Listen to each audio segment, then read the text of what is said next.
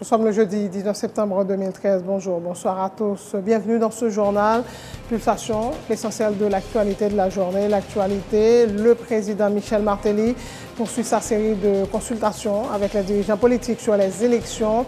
Il a rendu visite mercredi à l'ex-président Jean-Bertrand Aristide à son domicile à Tabar. Rien n'a filtré sur le déroulement de la rencontre. Le mouvement patriotique de l'opposition démocratique ne ferme pas la porte au dialogue avec Michel Martelly, mais pose des conditions afin de juger de la bonne foi du chef de l'État, telle la libération des frères Florestal, considérés par l'opposition comme des prisonniers politiques, le retrait du mandat d'amener contre Maître André Michel et des excuses publiques du président pour ses propos désobligeants tenus à l'égard des responsables de partis politiques. La police tente de reprendre le contrôle de la situation à Petit-Goâve, théâtre depuis plusieurs semaines de graves violences perpétrées par des groupes armés qui font semer la terreur sur la nationale numéro 2. Plus d'une dizaine de personnes ont été arrêtées. Le nouveau chef de la police de Petit-Goâve, l'inspecteur Charles François, promet de mettre les bandits hors d'état de nuire. Bachar al-Assad se dit prêt à détruire son arsenal chimique. L'opération coûtera $1 milliard américains et prendra au moins 1 an selon le président syrien. La tension est montée de cran en Égypte. L'armée a donné un nouvel assaut sanglant ce jeudi contre un fief islamiste près du Caire et dans le même temps, 2 fausses bombes ont été déposées dans le métro de la capitale. En sport, 3 matchs, 3 défaites. Le Valencia de Léogane est éliminé de la Ligue des champions de la CONCACAF. Voilà, mesdames et messieurs, pour le menu du journal.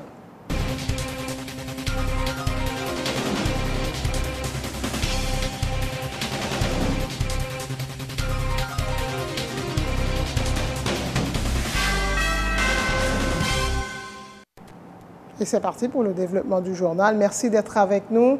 Le président Michel Martelly poursuit sa série de consultations avec les dirigeants politiques sur les élections. Il s'est entretenu mercredi avec l'ex-président Jean-Bertrand Aristide. La rencontre s'est déroulée au domicile de Jean-Bertrand Aristide à Tabar. Rien n'a filtré sur le déroulement de la rencontre. Le chef de l'État a déjà rencontré des leaders politiques tels Evans Paul de l'Acquis, Himmler Rébu du Gré, l'ancien sénateur Serge Gilles de la Fusion, Maître Serfévry du CONACED.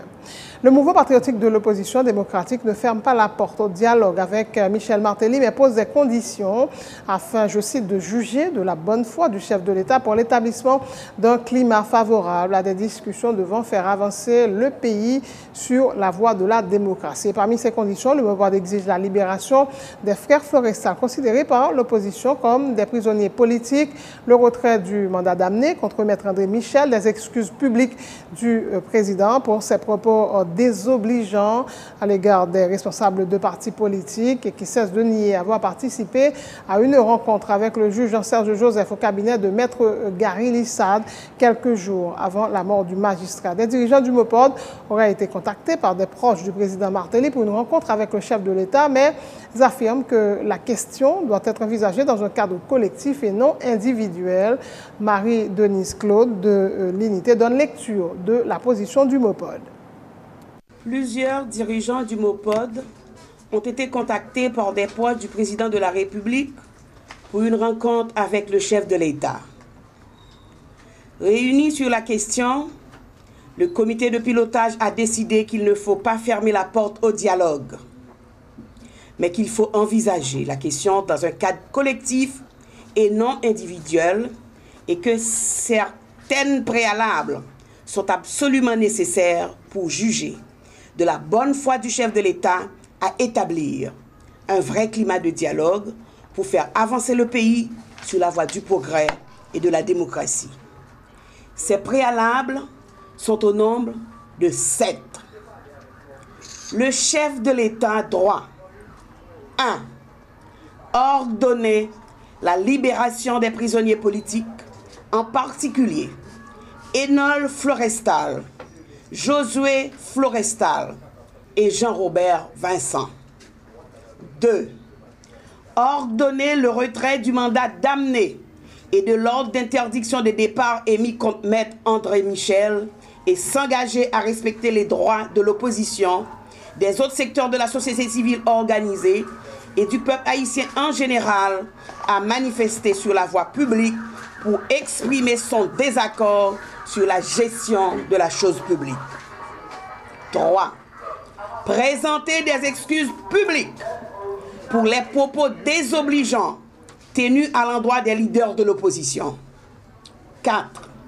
Reconnaître publiquement que la réunion tenue avec le juge Jean-Serge Joseph au cabinet de Maître Louis Gary-Lissade sur le dossier de corruption présumée impliquant les membres de la famille présidentielle a été un abus de pouvoir et s'engager à ne plus continuer sur cette voie.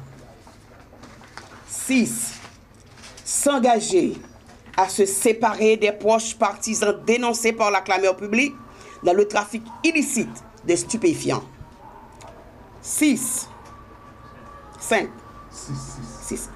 Ordonner le retrait de l'ordonnance gracieuse prise par le doyen du tribunal civil de Port-au-Prince, Maître Raymond Jean-Michel, contre Radio Kiskeya et la journaliste Liliane Pierre-Paul dans l'affaire opposant le juge Lamar Bélizaire et le barreau de l'ordre des avocats de Port-au-Prince, étant donné que cette décision constitue une grave atteinte à la liberté de la presse et à la liberté d'expression.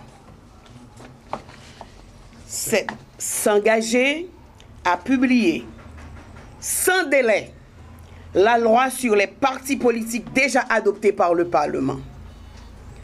L'Assemblée générale extraordinaire du MOPOD, convoquée à cette fin, a entériné à l'unanimité cette position du comité de pilotage. Et pour le député Sadraque Dieudonné, les conditions ne sont pas réunies pour un dialogue avec le chef de l'État, soulignant que négociations et persécutions politiques ne font pas bon ménage. Le parlementaire estime que la série de rencontres initiées par le chef de l'État avec certains leaders politiques n'aboutiront à rien. Il faut savoir que l'initiative a été prise après qu'un ministre canadien eut demandé aux dirigeants haïtiens d'instaurer un plus grand climat de stabilité politique pour ne pas compromettre l'aide au développement. Série de rencontres, ça y a abouti à rien. Et ceci pour plusieurs raisons. Premièrement, série de rencontres, ça y venu après que des autorités du gouvernement canadien demandé pour pays à pacifier. Et donc, on n'a pas un président qui a assez de discernement, qui comprend leurs problèmes et que lui-même, de son propre chef, pour les prendre initiative et pour les rencontrer avec les acteurs politiques qui en face lui. Et c'est seulement leur communauté internationale là mandé le fond bagaille di fait. Étant donné que il n'y a pas de jambe ou nécessité pour sa fête et son bagage l'a fait contre lui-même et pendant que l'a fait l'a jeté base à dialogue et ça où elle n'a pas même une capacité pour lui joindre la parole aux actes, puisque en même temps, la crasé sitting Mopod qui représentait l'opposition, et d'autres en plus, où elle n'a pas semé en confusion, elle rencontré avec par exemple Serge Gilles, mais Serge Gilles par fusion. C'est pour le mettre dans la tête monde que c'est fusion les rencontrer, alors qu'il connaît très bien, il va rencontrer fusion. Et en même temps, la fait persécution politique pendant que la fait libérer Evans Daniel, où il y a en justice deux poids et deux poids et deux mesures, et où il y a en justice expéditive d'un côté, parce qu'il a arrêté Evans Daniel 24 heures de temps après. Il est libéré avec une ordonnance de non-lieu qui rend pas un juge d'instruction et sans avis commissaire du gouvernement, alors que les frères Floristal, eux-mêmes, il y a pourri en prison injustement et il y a un mandat d'amener qui lancé à l'encontre de Maître André Michel qui est en opposition, Madame Liliane Pierre-Paul et lui-même tout et Yosomeli et Yosomel et au menacé pour traîner la justice avec pour chef d'accusation outrage à la magistrature. Donc mon baoué qui côté et série de rencontres ça yo.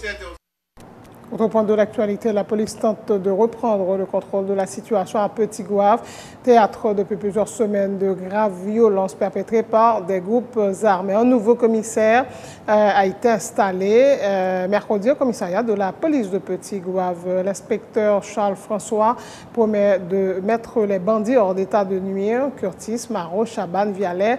Parallèlement, les forces de l'ordre et des casques bleus ont pris position dans certaines zones que contrôlaient les civils armés. Plusieurs individus ont été arrêtés. Emmanuel Paul. La nomination de l'inspecteur divisionnaire Charles François en remplacement de Daniel Compère à la tête du commissariat de Petit-Gouave entre dans le cadre des efforts de la PNH en vue de rétablir la paix dans cette commune prise en otage par des bandits armés. Le directeur départemental de l'Ouest de la PNH qui a présidé la cérémonie dit compter sur l'inspecteur Charles François pour remplir cette mission. Il faut qu'il y ait des dispositions publiques là, et changements justement bien inscrits dans le cadre et dispositions que nous avons pour nous capables de une réponse à ça qui passe dans la ville de Petit-Gouave. Et comme nous le disons, pour cette ville-là, nous sommes très satisfaits du travail que nous faisons. Mais nous, les problèmes de santé fait que nous sommes pas souvent présents dans pour ça pour être capables de faire lien pour hiérarchie, pour commandement de la police. Le nouveau responsable du commissariat de Petit-Gouave a promis de se hisser à la hauteur de la confiance placée en lui.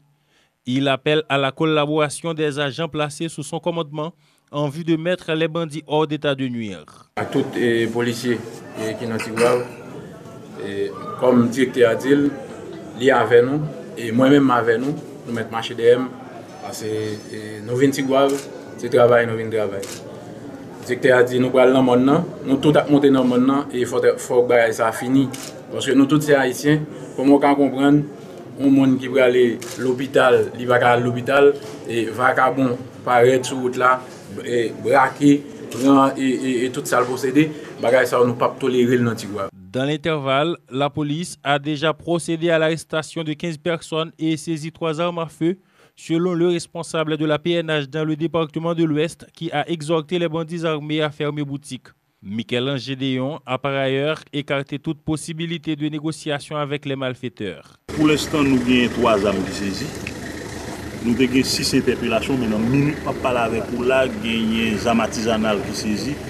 Et nous avons un nombre élevé d'interpellés qui apprennent avec eux. Nous allons procéder à l'identification. Motivation, mouvement, ça va même intéresser nous. Les nègres qui ont attaqué depuis des citoyens. Et attaqué les policiers, côté que nous-mêmes nous avons des policiers qui sont victimes. Moi-même, j'ai 3 policiers UDMO qui touchés par balle. Les ministres sont victimes. Et puis, nous allons chercher un bandit. Ça va dans l'agenda, nous ne pouvons pas faire l'arme et pas combien de balles. Le directeur départemental de la PNH sollicite le support des membres de la population afin de rétablir la paix dans la région des Palmes. Toute personne ayant des informations sur des bandits peuvent appeler au numéro suivant 38 38 11 11, 38 34 11 11, 38 20 11 11. Des primes sont réservées aux citoyens ayant fourni des informations fiables sur le puissant gang armé qui sème la terreur dans la commune, promet Michel-Ange Gédéon. Guy Lamotte, le nouvel ambassadeur d'Haïti désigné au Belize, a présenté mercredi ses lettres de créance au gouverneur général du Belize, Colville Noble Young. Guy Lamotte, qui assume déjà les fonctions d'ambassadeur au Mexique, est ambassadeur non résident au Belize. Il aura donc son siège à Mexico. L'ambassadeur Lamotte a plaidé pour le renforcement entre Haïti et le Belize, deux pays membres de la CARICOM, de l'Association des États de la Caraïbe, AEC, et de l'OEA, l'Organisation des États américains. Le Belize indépendant depuis le 21 septembre 1981 est membre du Commonwealth britannique.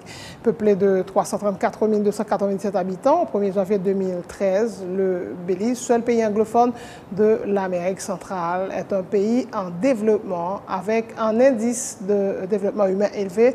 L'anglais est la langue officielle, mais l'espagnol demeure la langue la plus utilisée au Belize.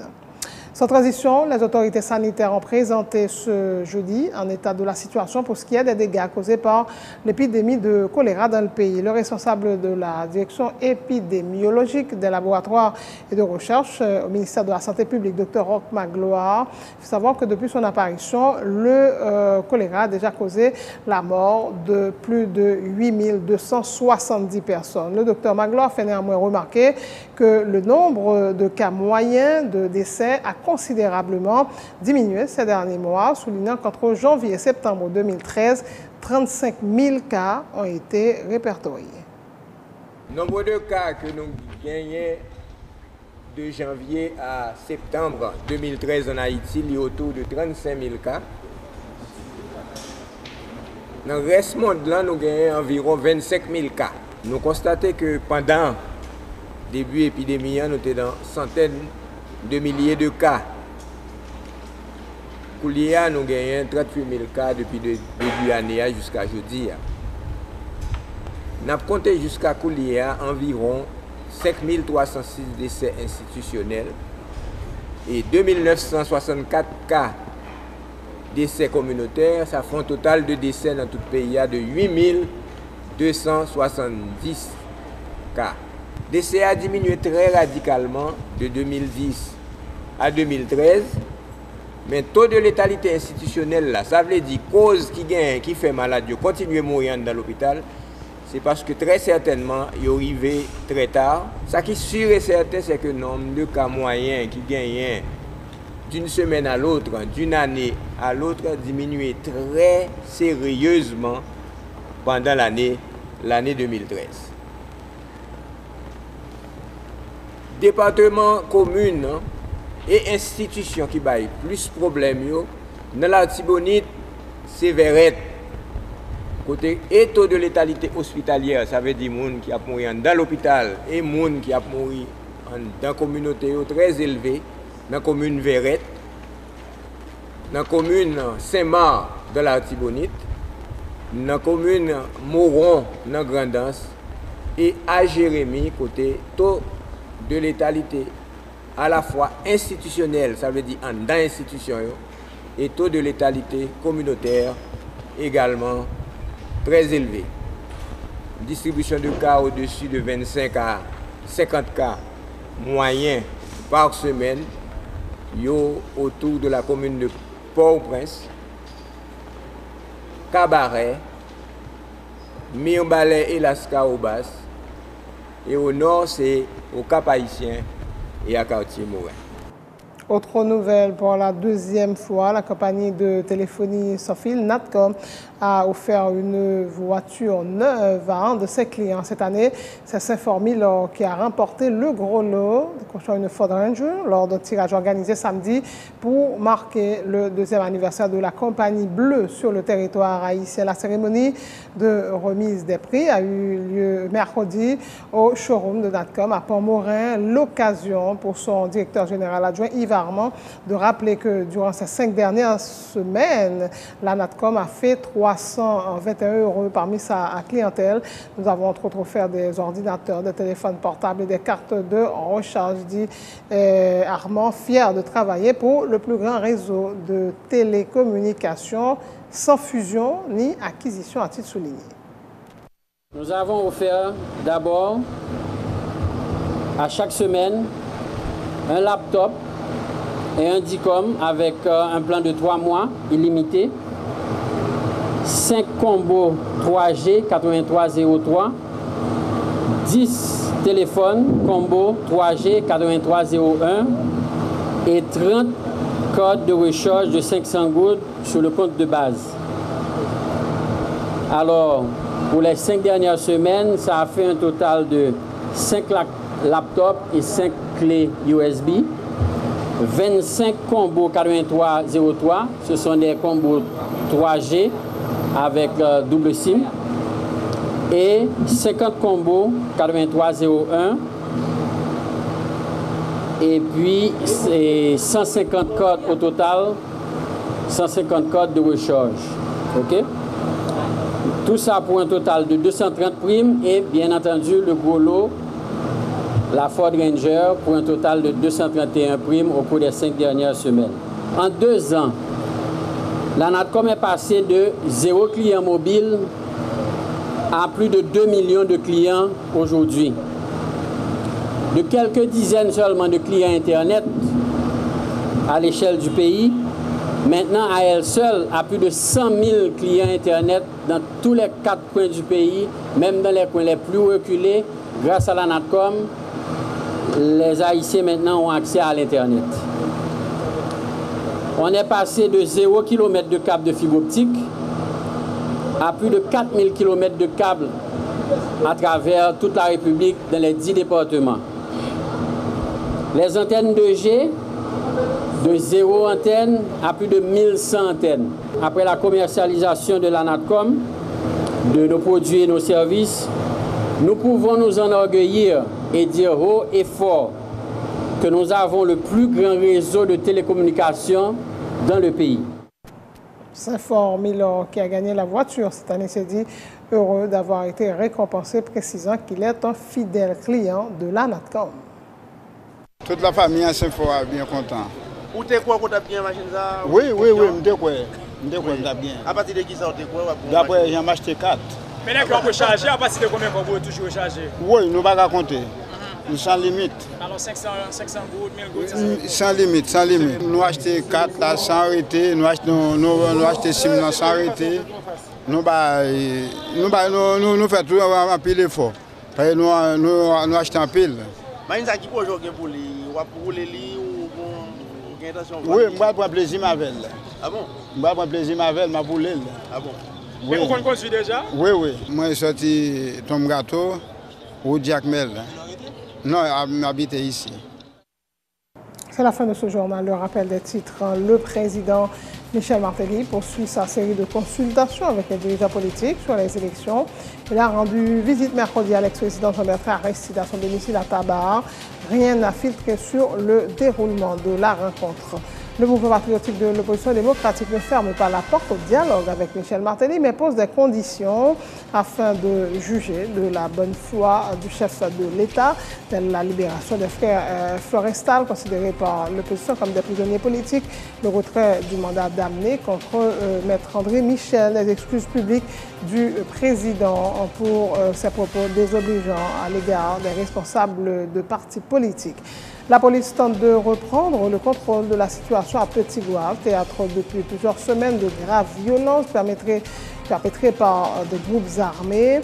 Plus d'une dizaine de personnes ont été arrêtées. Le nouveau chef de la police de Petit-Gouave, l'inspecteur Charles François, promet de mettre les bandits hors d'état de nuire.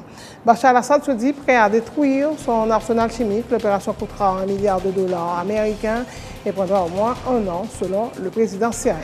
La tension est montée d'un cran en Égypte. L'armée a donc donné un nouvel assaut sanglant ce jeudi contre un fief islamiste près du Caire. Dans le même temps, 2 fausses bombes ont été déposées dans le métro de la capitale. En sport, 3 matchs, 3 défaites. Le Valencia de Léogane est éliminé de la Ligue des champions de la CONCACAF. Merci de votre attention. Merci d'avoir choisi Télé Pluriel pour vous informer. Passez de bons moments en compagnie de la chaîne 44.